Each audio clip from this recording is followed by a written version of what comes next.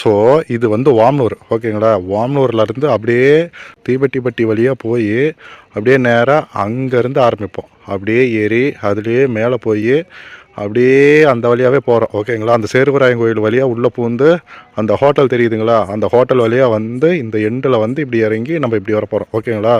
So இப்போ வந்து நம்ம வாம்னூர் ஹைவேல போகிறோம்.